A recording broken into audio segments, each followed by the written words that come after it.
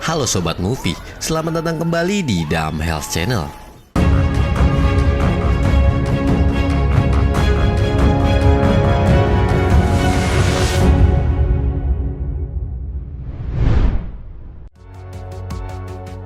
Di video kali ini, gue bakal bawain alur film horor Indonesia berjudul Kanzab yang rilis di tahun 2023.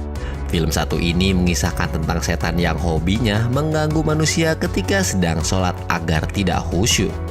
Dan seperti biasa, jika kopi sudah diseduh maka tak perlu membuang waktu. Inilah alur film Kanzab.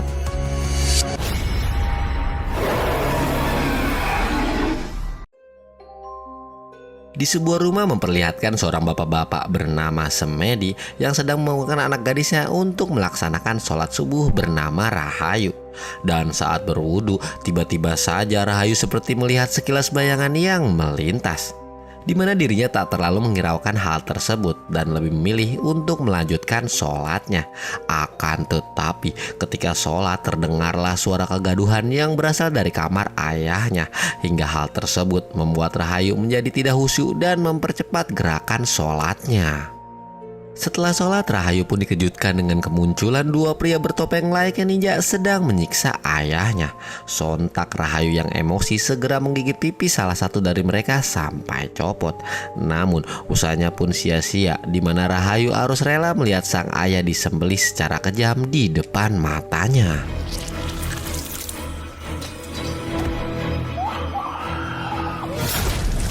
Tragedi ini terjadi di tahun 1998. Banyak media memberitakan sebuah peristiwa pembersihan yang dilakukan oleh sekelompok berpakaian ninja terhadap dukun yang diduga menggunakan santet.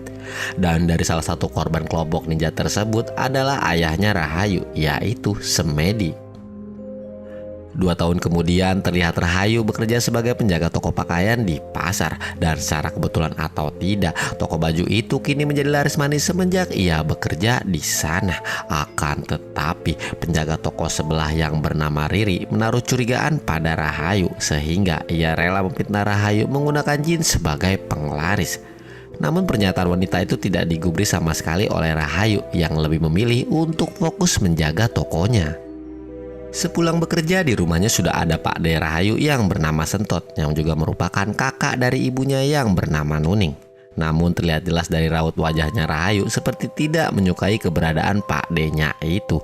Dan faktanya Nuning itu bukanlah ibu kandung Rahayu, melainkan ibu sambungnya.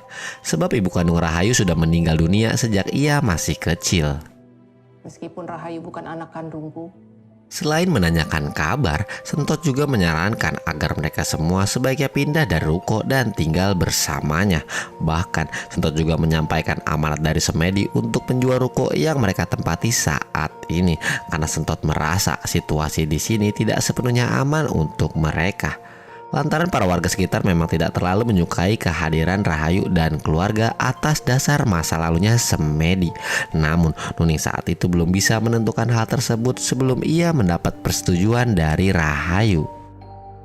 Beberapa saat kemudian, Rahayu yang hendak mengantarkan Banana ke rumah Mbah Sarwo sempat penasaran dengan sebuah tongkat berkepala ular yang ada di sana. Dan setelah memperhatikan tongkat tersebut, seketika saja ia terbawa flashback oleh kejadian masa lalu saat ibu kandung Rahayu meninggal secara misterius akibat tongkat kepala ular tersebut. Akan tetapi Sarwo tiba-tiba saja muncul dan berkata kalau tongkat itu merupakan pemberian dari mendiang Semedi yang harus dijaganya, di mana Sarwo ini dulunya adalah teman baik sang ayah. Dan sebelum Rahayu pulang, Sarwo sempat menyarankan agar Rahayu tidak terlalu mempercayai Sentot tentang keinginannya menjual ruko ini. Bahkan Sarwo juga memberitahu selain ruko, ternyata mendiang ayah Rahayu juga mempunyai peninggalan rumah di belakang pasar. Namun rumah itu kini sudah diwakafkan menjadi musola untuk warga sekitar. Mendengar itu lantas Rahayu langsung pergi mendatangi musola tersebut sekalian menunaikan sholat maghrib di sana. Dan kebetulan terlihat dari dalam musola ada seorang pria sedang melakukan sholat sendirian. Saat pria itu mulai bacaan doa, terlihat ada seseorang yang menepuk pundaknya berkali-kali. Awalnya ia mengira mungkin saja ada yang ingin berjamaah, namun makin lama entah mengapa pria tersebut menjadi tak khusyuk karena deg-degan setelah lampu mati. Dan tiba-tiba saja terdengar banyak suara seperti makmum yang mengikuti doanya. Fasholli li rabbika wanhar. Inna akbar.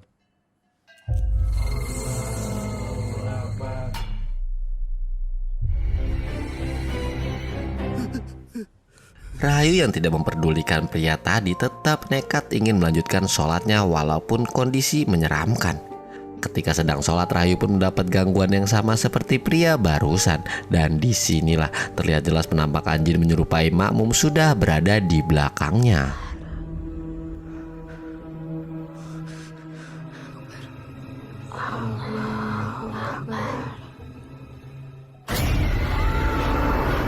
Sesaat kita akan diperlihatkan bayangan flashback masa lalu Rahayu ketika dia masih kecil, di mana dulu rumahnya itu pernah dijadikan praktek ritual pengobatan yang dilakukan oleh semedi. Dan ternyata ayahnya memang selalu dibantu dengan bangsa jin untuk mengobati pasien, atau dengan kata lain, semedi telah menggunakan ilmu hitam selama ini.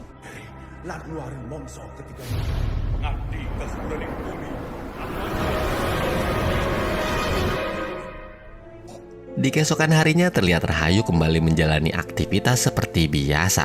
Namun saat ia bekerja, dirinya kerap difitnah oleh Riri yang tidak senang melihat tokonya laris manis. Sontak di saat itulah Rahayu tiba-tiba saja menjadi kerasukan dan langsung menyerang Riri. Anak tukang santet.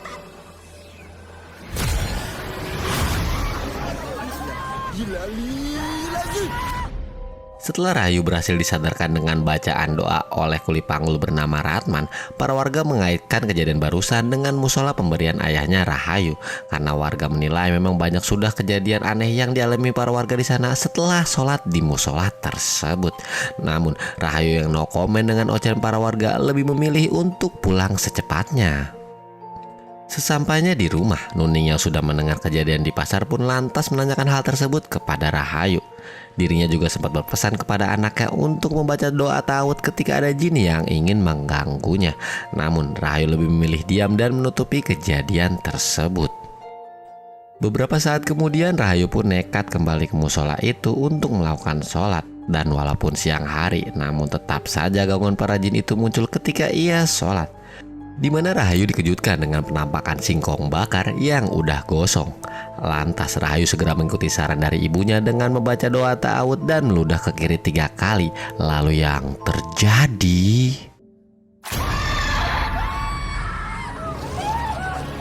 setiap penampakan yang ia lihat pasti saja selalu membuat Rahayu kembali ke kehidupan masa lalunya. Kali ini ia melihat dirinya kesurupan karena menyaksikan sang ayah sedang melakukan ritualnya dengan bantuan jin. Akan tetapi sebelum Sentot meruqyah Rahayu, semedi pun harus berjanji untuk tidak bersekutu lagi dengan jin. Dan demi kesembuhan anaknya, semedi pun rela meninggalkan kemusyrikannya tersebut. Dan setelah Rahayu tersadar dari penglihatannya, di sana sudah banyak sekali jin yang menatapnya, sehingga membuat Rahayu pun lari terbirit-birit dari musola tersebut karena saking ketakutan.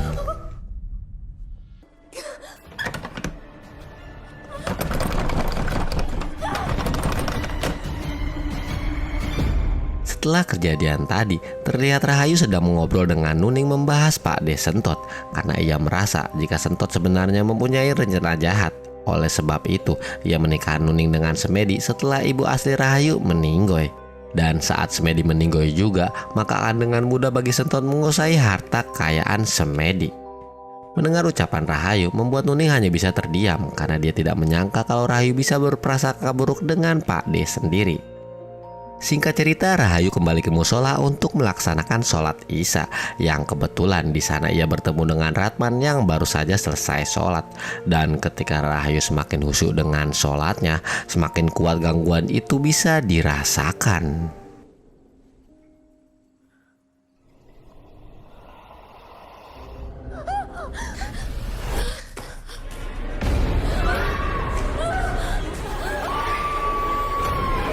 Beruntungnya Ratman yang masih berada di sekitar musola sempat membawa Rahayu ke rumah Mbah Sarwo, dan disinilah Rahayu diberitahu kalau dirinya mempunyai kelebihan yang diturunkan oleh Semedi karena dulunya sang ayah adalah dukun sakti. Maka dari itu jin yang mengganggu Rahayu sebenarnya adalah teman masa kecilnya.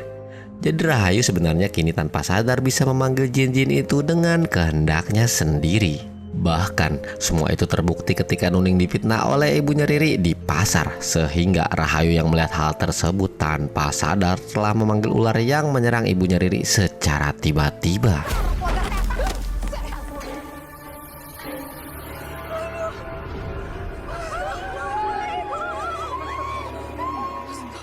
Namun serangan ular itu tak berhenti sampai situ. Ketika di malam hari, ular gaib itu pun kembali datang dengan melilit leher ibu Riri yang sedang tertidur, hingga akhirnya dia tewas dengan cara yang mengenaskan.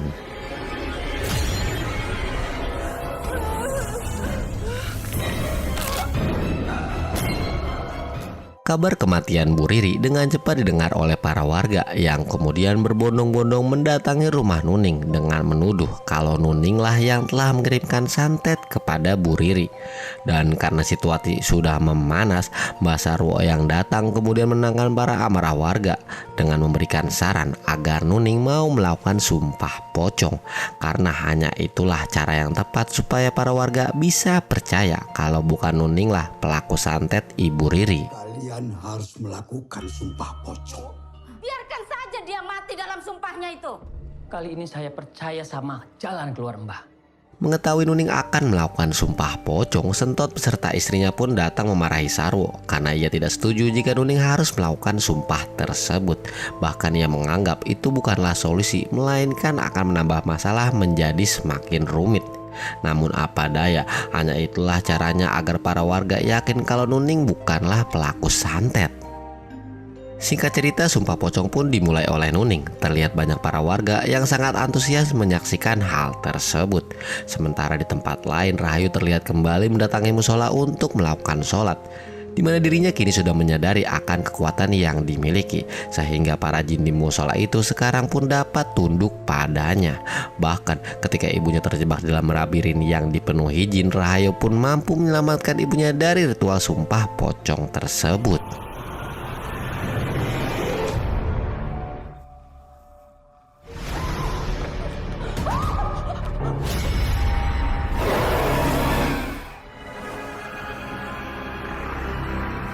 Ayo.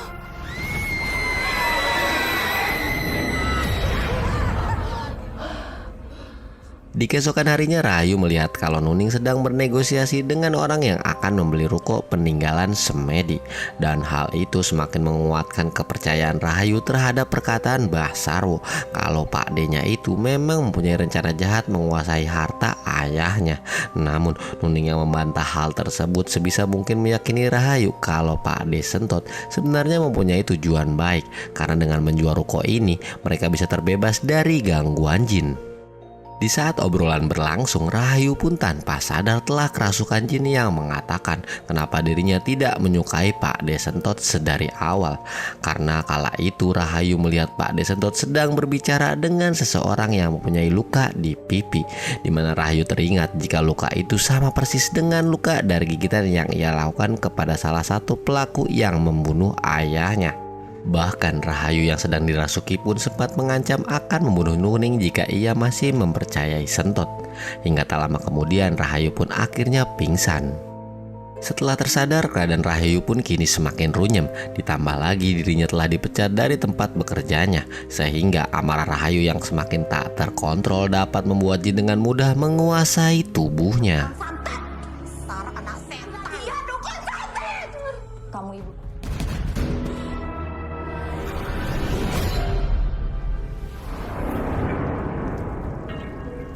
Mulut Rahayu tiba-tiba saja mengeluarkan ular yang kemudian menyerang ibu dan adiknya. Dan ketika Rahayu tersadar, ia pun berlari secepat kilat untuk pulang ke rumah. Namun ketika Rahayu ingin menolong mereka, dirinya pun didorong oleh Nuning yang masih terlihat panik. Dan disinilah akhirnya Nuning tersadar kalau sebenarnya ia sudah terkena sihir oleh jin yang membuatnya berhalusinasi kalau anaknya itu adalah seekor ular. Namun kenyataannya dia malah membunuh anaknya sendiri.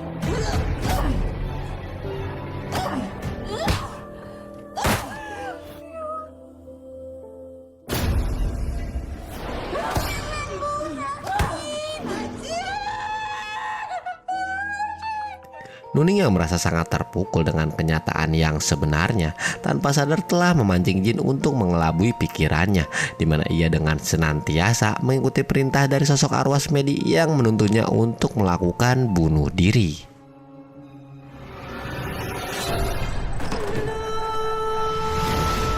Singkat waktu Rahayu dibawa Sentot ke pondok pesantren miliknya, di mana Rahayu masih saja berpikiran negatif dengan Pak D-nya itu. Namun istri Sentot meluruskan kenyataannya kepada Rahayu jika Pak D-nya itu tidak ada niatan jahat, karena menurutnya Pak D Sentot lebih kaya dibandingkan Semedi.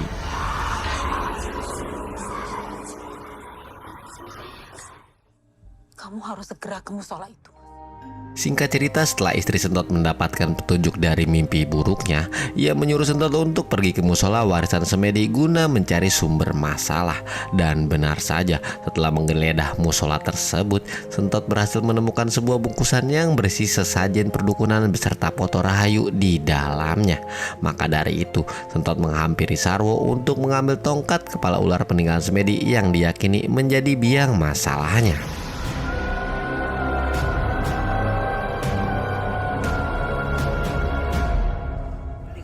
Jauhi Rahayu, anak.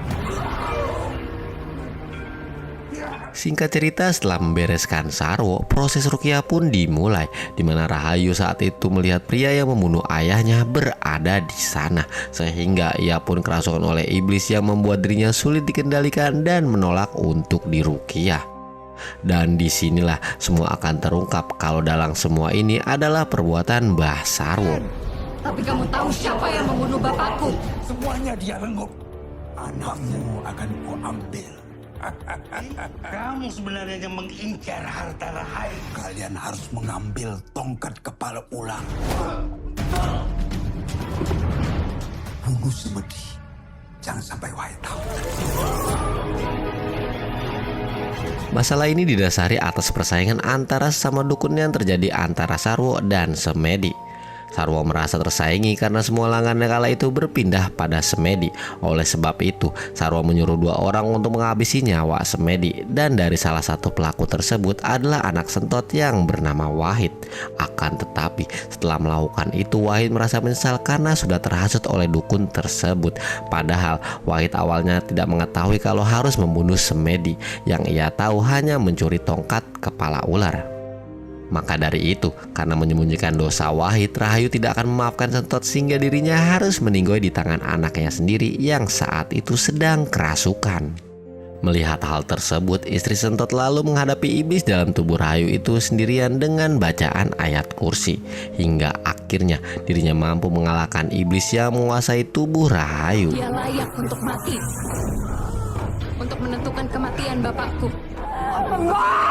Allahu la ilaha illa huwal hayyul qayyum la ilaha bimasya. Menuju akhir film, dijelaskan bahwa Kanzab memang adalah jin yang sering mengganggu orang sholat. Akan tetapi yang mendekati Rahayu bukan cuma Kanzab saja, melainkan banyak iblis-iblis jahat yang terlibat di dalamnya. Di mana hal tersebut menjadi jembatan agar si iblis mendapatkan celah untuk menguasai tubuhnya Rahayu. Dan film pun berakhir.